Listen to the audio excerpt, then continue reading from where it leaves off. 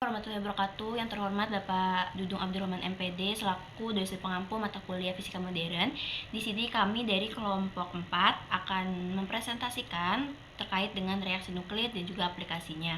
Di sini anggota kelompok ada Azizatul Mufakiro, ada Laili, ada Desi, ada Sela, dan juga ada Nashwa. Nah, di sini ada jenis-jenis reaksi nuklir, yang dimana ada reaksi fisi. Nah, reaksi fisi ini itu adalah pemecahan inti atom berat seperti uranium atau plutonium menjadi dua inti yang lebih ringan, disertai pelepasan neutron dan energi yang sangat besar. Nah, ciri-ciri dari fisi ini yaitu digunakan dalam PLTN, pembangkit listrik tenaga nuklir, kemudian ada bom atom, terus ada menghasilkan energi yang besar. Nah, menyebabkan reaksi berantai karena adanya pelepasan neutron.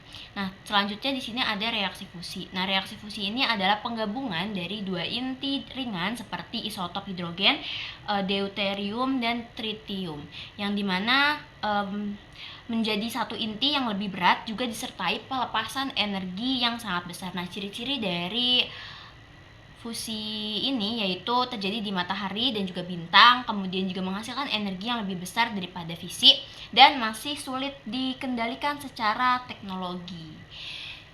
Cukup, dilanjut. Baik, selanjutnya jenis reaksi nuklir yang ketiga yaitu reaksi peluruhan radioaktif. Yang dimana reaksi peluruhan radioaktif ini terjadi ketika inti atom yang tidak stabil melepaskan energi dalam bentuk partikel atau radiasi untuk mencapai keadaan yang lebih stabil. Pada proses ini, inti atom dapat memancarkan partikel alfa, partikel beta, atau sinar gamma tanpa mengubah jumlah proton dan neutron secara drastis. Adapun ciri-ciri dari reaksi peluruhan radioaktif ini yaitu yang pertama terdapat peluruhan alfa yang dimana dapat melepaskan partikel alfa. Yang kedua yaitu adanya peluruhan beta yang dimana dapat melepaskan elektron atau positron. Yang ketiga yaitu adanya peluruhan gamma yang dimana dapat melepaskan sinar gamma tanpa mengubah jumlah proton atau neutron. Jenis keempat yaitu reaksi penangkapan neutron, yang dimana reaksi ini terjadi ketika inti atom menyerap neutron lalu berubah menjadi isotop baru yang lebih berat. Isotop baru ini kadang langsung stabil namun seringkali bersifat radioaktif. Adapun ciri-ciri dari reaksi penangkapan neutron ini yaitu sering terjadi di dalam reaktor nuklir dan juga bisa menyebabkan reaksi lanjutan seperti peluruhan atau reaksi fisi. Selanjutnya di sini jenis reaksi nuklir yang kelima yaitu reaksi transmutasi nuklir, yang dimana reaksi transmutasi nuklir ini adalah proses mengubah satu unsur menjadi unsur lain melalui tembakan partikel berenergi tinggi seperti proton, neutron, atau inti alfa.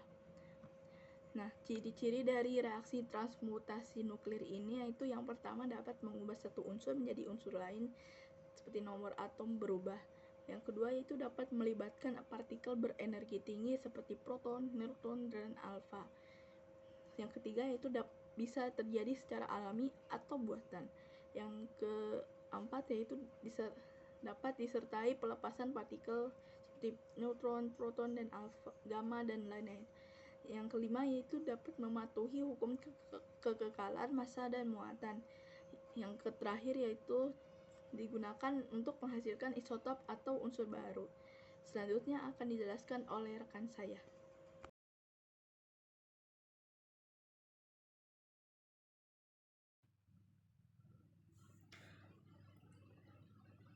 Reaksi fisi adalah proses pembelahan inti atom berat menjadi dua inti atom yang lebih kecil, disertai pelepasan energi yang sangat besar.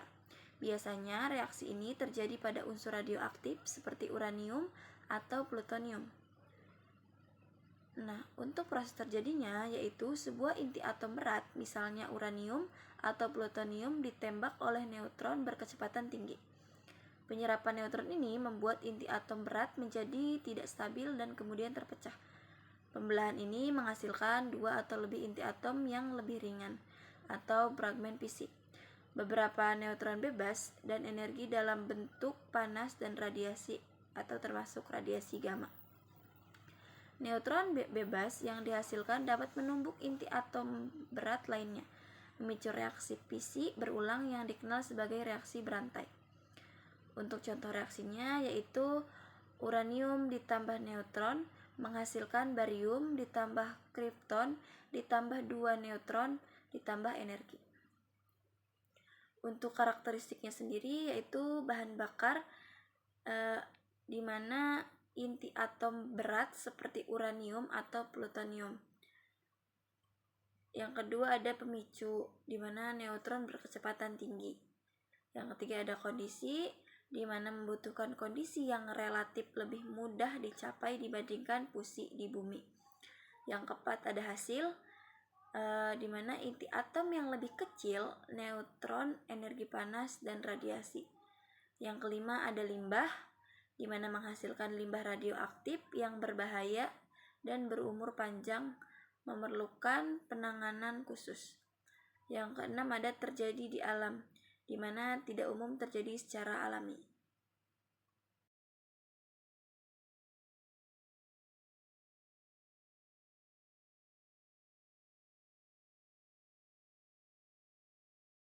Reaksi fusi adalah proses penggabungan dua atau lebih inti atom ringan menjadi satu inti atom yang lebih berat, disertai pelepasan energi dalam jumlah yang sangat besar.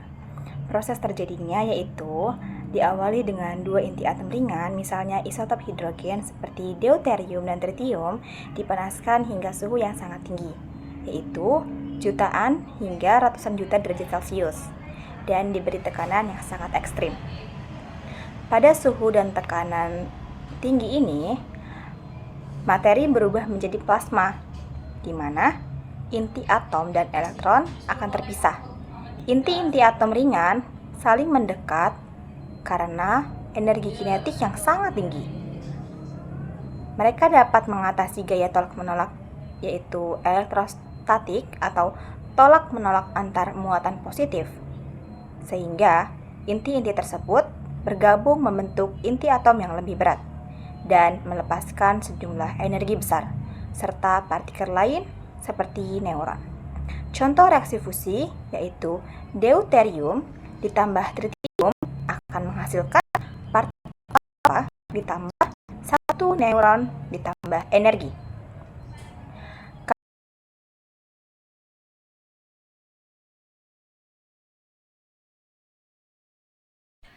Baik, pembahasan selanjutnya yaitu mengenai penerapan reaksi fisi dan juga fusi, di mana pada penerapan reaksi fisi itu digunakan dalam pembangkit listrik tenaga nuklir atau PLTN untuk bisa menghasilkan listrik.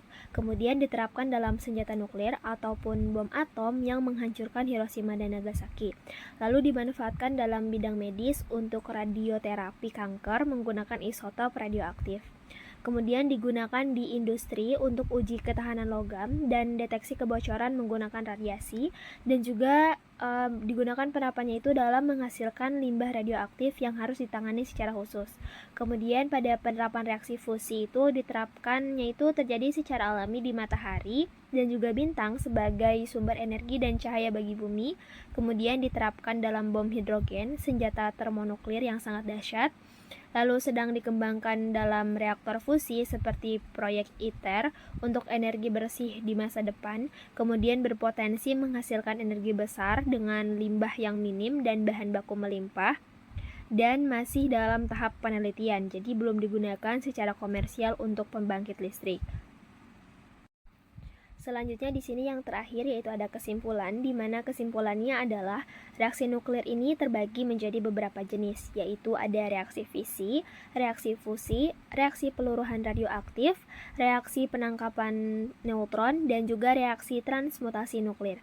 Kemudian pada reaksi fisi yaitu reaksi pembelahan inti atom berat menjadi dua inti atom lain yang lebih ringan disertai timbulnya energi yang sangat besar, di mana disertai juga dengan neutron dan energi besar yang memicu reaksi berantai.